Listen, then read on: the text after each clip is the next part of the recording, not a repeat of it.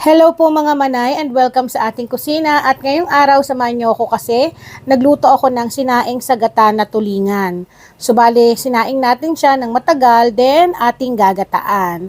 At kaya naman isa tong masarap na ulam na talaga namang mapapakamay ka at mapaparami ka ng kanin. So eto nga po, meron ako ritong tulingan. Kasi kapag may nakita talaga akong tulingan sa palengke na sariwa, talagang napapabili ako. Kaya naman bumili kagad ako ng mahigit 1 kilo to mga manay. Saktong laki lang. Then kita nyo naman yung pinakahasang niya, oh, sariwa talaga.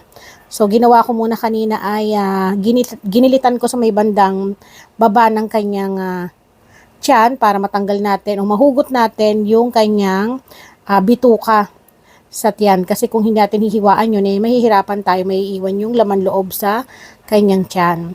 Pagkatapos nun ay aking hinugasan ng maigi para naman talagang walang dugo yung ating isda. So yan. Then pagkatapos kong malinisan yung ating isda ay naglagay na ako ng pinatuyong kamyas, sibuyas at bawang sa kawali. Then, saka nilagay yung ating tulingan. Then, sinundan ko ulit ng sibuyas, bawang, luya, at tuyong kamyas. Naglagay din ako rito ng taba ng baboy. Ganyan. Bali, ginilitan ko lang din pala yung isda sa gitna. Tapos, pinitpit ko. Naglagay din dito rin ako ng kamatis. Then, asin. Marami ring paminta. Naglagay ako ng 3/4 cup ng suka. At yung ating pangalawang piga ng niyog na 2 litro. Then takpan, hayaan kumulo.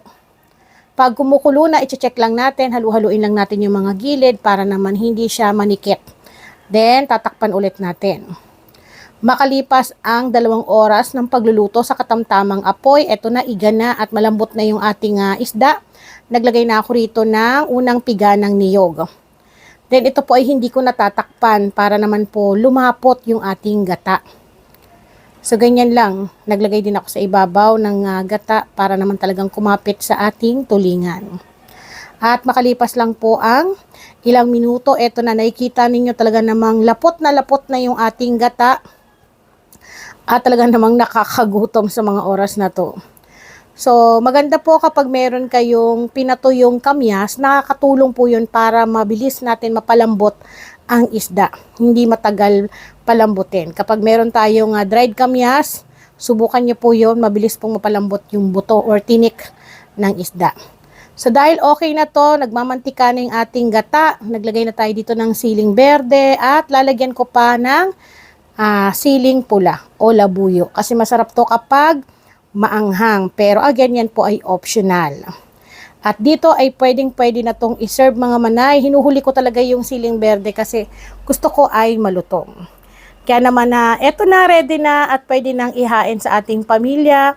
At kapag hindi nyo nauubos, ilagay nyo lang sa isang tub.